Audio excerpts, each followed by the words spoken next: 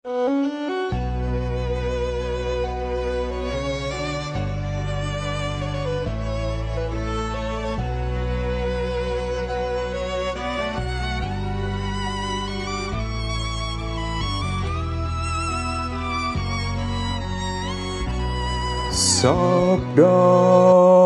Tuhan, sabda hidup.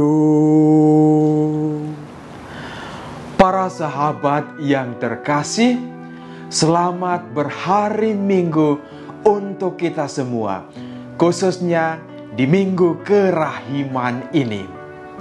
Dalam perjalanan ini, kita jatuh dalam dosa, tetapi kerahiman Tuhan senantiasa diberikan kepada siapa saja yang kembali kepada jalannya.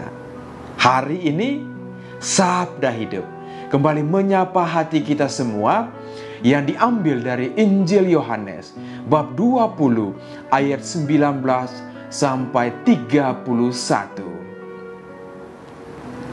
Setelah Yesus wafat di salib, pada malam pertama sesudah hari Sabat, berkumpullah murid-murid Yesus di suatu tempat dengan pintu-pintu yang terkunci, karena mereka takut kepada orang-orang Yahudi.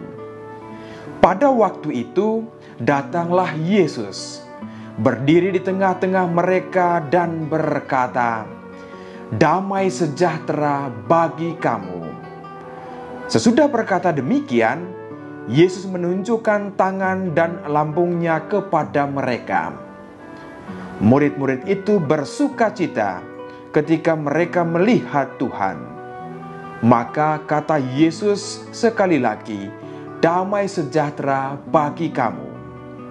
Sama seperti Bapa mengutus aku, demikian juga sekarang aku mengutus kamu." Dan sesudah berkata demikian, Yesus menghembusi mereka dan berkata, "Terimalah Roh Kudus. Jikalau kamu mengampuni dosa orang, dosanya diampuni. Dan jikalau kamu menyatakan dosa orang tetap ada, dosanya tetap ada."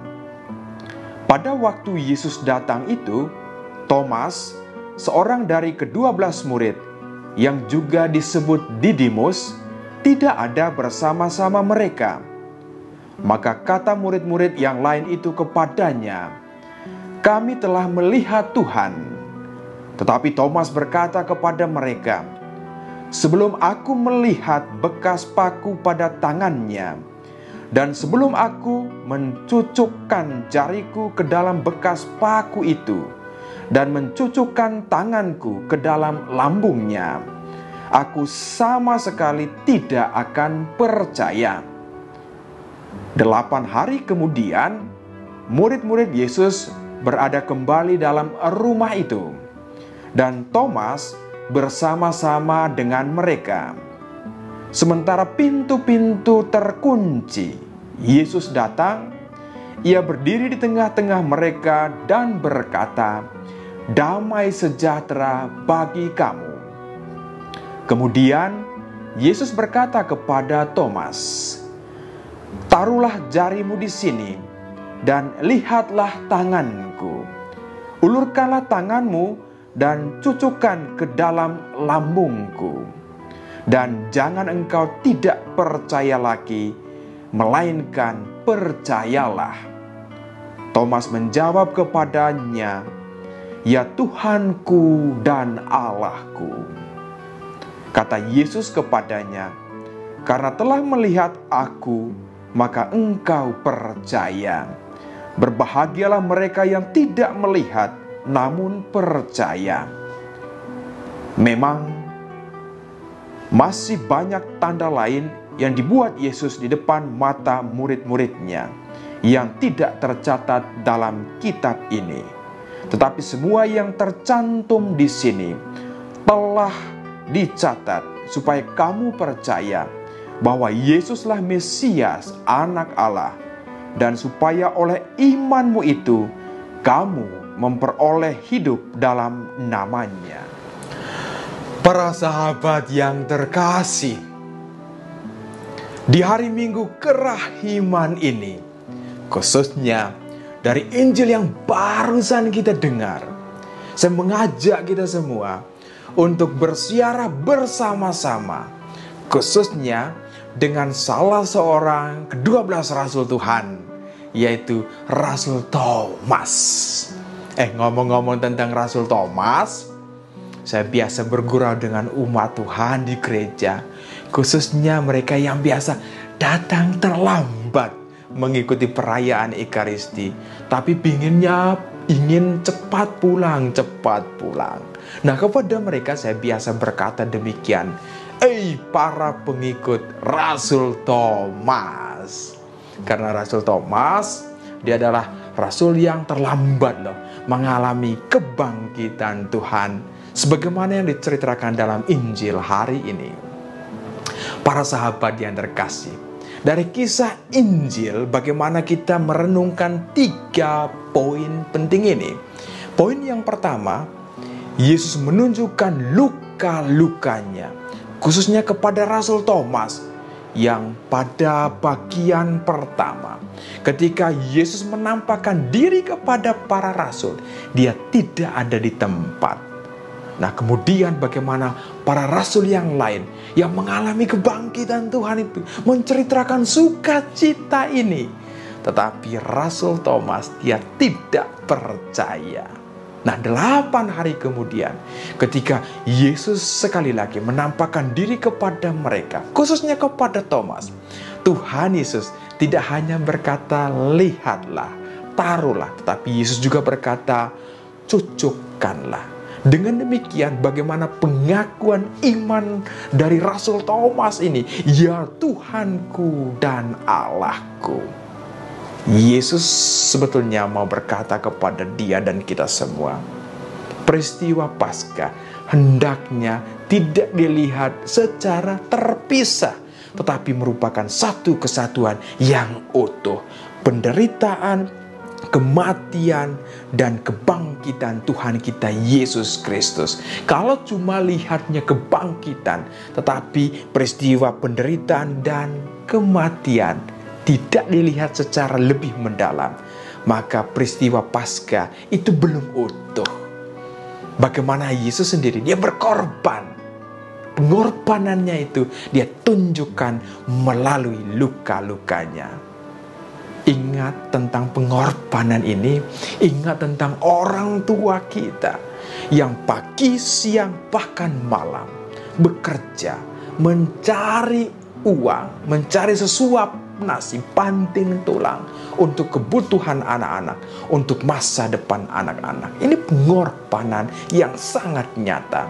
Atau juga dalam situasi dunia saat ini, para tim medis, tim relawan, atau siapa saja yang berdiri di garda terdepan, berjuang untuk sesama.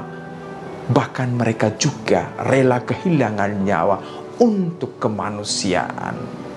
Para sahabatku yang terkasih, inilah pengorbanan melalui luka-luka Tuhan dan juga luka-luka sesama.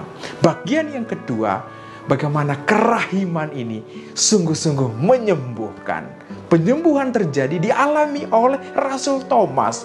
Penyembuhan rohani itulah kekuatannya.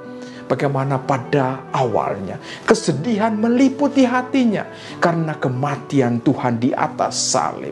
Dia sedih, dia absen dari komunitasnya, dari persekutuannya. Dalam situasi kesedihan yang sangat mendalam ini, Rasul Thomas susah sekali yang namanya move on. Dan dalam kesedihan ini Tuhan hadir, menyapa dia, dan bahkan menyembuhkan luka hatinya. Kesedihan diubah menjadi sebuah sukacita dengan pengakuan imannya sekali lagi, ya Tuhanku dan Allahku. Kesedihan hidup kita akan diubah oleh Tuhan kalau kita sungguh-sungguh mau mengalami peristiwa Paskah. Karena itu bagian yang ketiga, iman itu mengubah ketakutan. Iman itu mampu mengalahkan ketakutan kita. Ketakutan dari peristiwa keseharian hidup kita. Khususnya dalam situasi seperti saat ini. Siapa yang tidak takut? Semua orang takut. Tetapi bagi kita yang punya iman, ketakutan itu akan diubah oleh Tuhan sendiri. Ketika kita menyerahkan diri, ketika kita berharap sepenuhnya kepada kasih Tuhan. Sebagaimana Mazmur 27 ayat 1 berkata, Tuhan adalah terang dan keselamatanku. Tuhan adalah benteng hidupku. Kepada siapakah aku takut?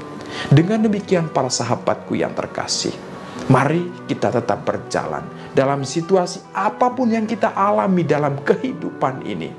Kita memang tidak melihat Tuhan dengan mata fisik kita, tetapi kita sungguh melihat Tuhan dalam pengalaman keseharian hidup kita. Kehadiran Tuhan melalui sesama kita, melalui orang-orang yang menderita, atau melalui mereka yang kehilangan harapan. Tuhan hadir menyapa hati kita agar kita sungguh-sungguh melihat Tuhan tidak hanya dengan mata fisik kita, tetapi lebih dengan mata rohani kita. Dengan demikian, bagaimana kesedihan ini, ketakutan ini diubah menjadi sebuah sukacita kemenangan Paskah. Mari melangkah dalam iman. Tuhan Yesus memberkati, Bunda Maria merestui. Amin.